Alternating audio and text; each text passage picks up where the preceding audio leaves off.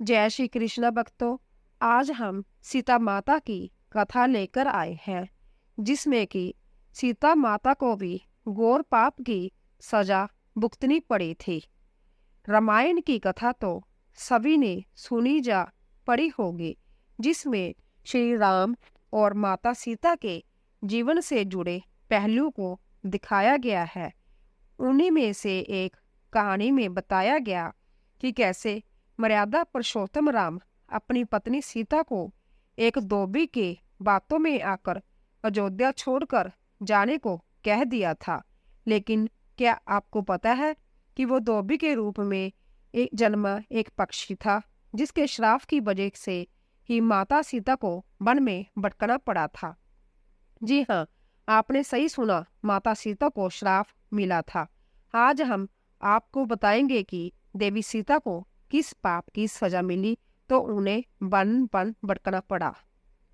मिथिला नगरी में जनक राजवंश राज करता था। उन्हीं में से एक राजा सिरध्वज थे।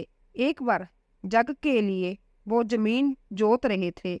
उसी समय वहां से एक छोटी कन्या निकली। इस सुंदर कन्या को देखकर राजा को बहुत खुशी हुई।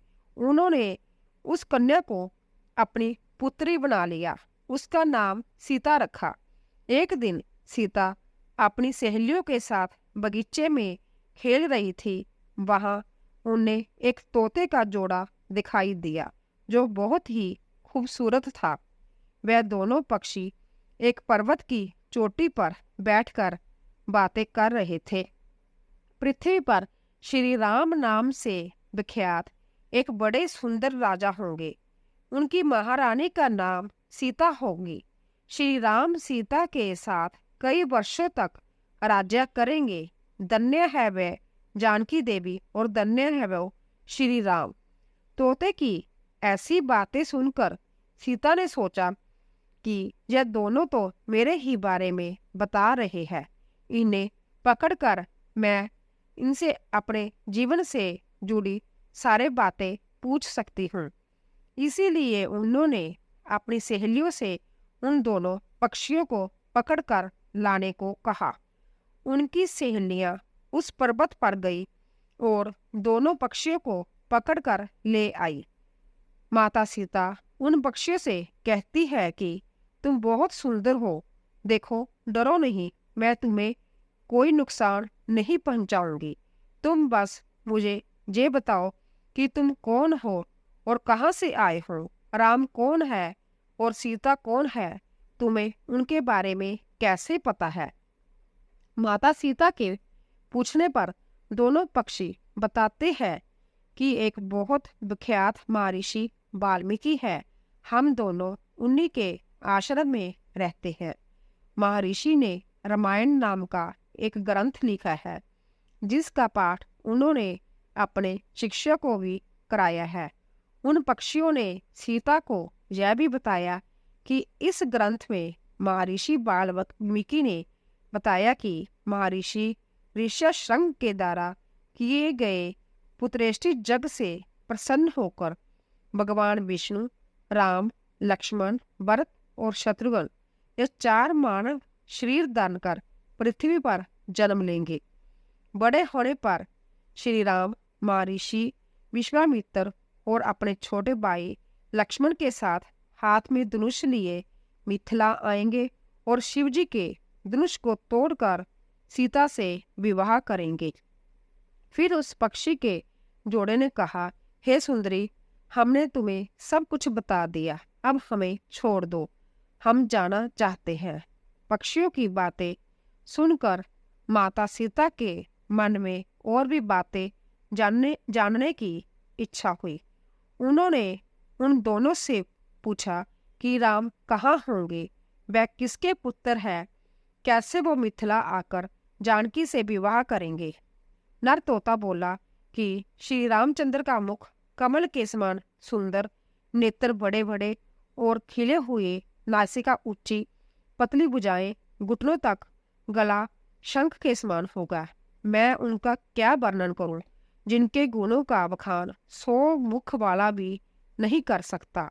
दोनों पक्षी कहते हैं कि जानकी देवी धन्य है जो जल्द ही रघुनाथ जी की पत्नी बनकर उनके साथ कई वर्ष तक राज करेगी। लेकिन तुम कौन हो? पक्षियों की बातें सुनकर सीता ने कहा, जिसे तुम लोग जानकी कह रहे हो वो मैं ही हूँ। माता सीता उन्हें कहती है कि मैं तुम दोनों को तब ही छोड़ूंगी जब श्री राम जहां आकर मुझसे विवाह करेंगे। तब तक तुम दोनों आराम से मेरे घर में रह सकते हो। जय सुनकर मादा तोता जानकी से कहती है कि हम वन के पक्षी हैं, हमें घर में सुख नहीं मिलेगा। मैं गर्भवती हूँ, मुझे जाने दो। अपने स्थान पर जाकर बच्चे पैदा करूंगी। आप चाहे तो उसके बाद फिर से जहां आ जाऊंगी। उसके कहने पर भी सीता जी ने उसे नहीं छोड़ा। तब उसके पति यानी नर तोते ने कहा, सीता मेरी पत्नी को छोड़ दो, वो गर्भवती है। जब जे बच्चे को जन्म दे देगी तब उसे लेकर मैं फिर तुम्हारे पास आ जाऊंगा। तब माता सीता ने कहा, तुम आराम से जा सकते हो, लेकिन यह मुझे बहुत पसंद है। तुम घबराओ नहीं, मैं इसकी अच्छे से देखभाल करूंगी। जब सीता ने उस मादा तोते को छोड़ने से मना कर दिया तब वो पक्षी दुखी हो गया। पक्षी द्वारा सीता जी से निवेदन करता है कि मैं अपनी पत्नी के बिना जिंदा नहीं रह सकता, इसीलिए इसे छोड़ दो। माता सीता तुम बहुत अच्छी हो, मेरी प्रार्थना मान लो। इस तरह उसने बहुत समझाया, लेकिन सीता ने उसकी पत्नी को नहीं छोड़ा। तब मादा पक्षी ने क्रोध में सीता को श्राप दिया कि अरे, जिस प्रकार तू मुझे इस समय अपने पति से अलग कर रही हो, वैसे ही तुझे भी संभ्या गर्भवती की अवस्था में श्री राम से अलग होना पड़ेगा। कुछ दिन बाद पति से बिछड़ने के दुख में मादा पक्षी के प्राण निकल गए। पत्नी की मौत हो जाने पर नर पक्षी दुखी हो गया। फिर वो सीता जी से बोला कि मैं मनुष्यों से भरी श्री राम की नगरी अयोध्या में जन्म लूंगा। मेरे ही कारण तुम्हें पति के वियोग का दुख उठाना पड़ेगा। जय कहकर वहां से उड़ गया। कुछ साल बाद उसका जन्म अयोध्या में धोबी के घर हुआ। उस धोबी के कारण ही सीता जी का अपमान हुआ। उन्हें अपने पति श्री राम से बिछड़ने का कारण बना। इसीलिए जब माता सीता गर्भवती थी तो उन्हें भी पति से दूर वन में रहना पड़ा। आपने अक्सर लोगों को कहते सुना होगा कि हमारे कर्मों का फल हमें यही मिलता है।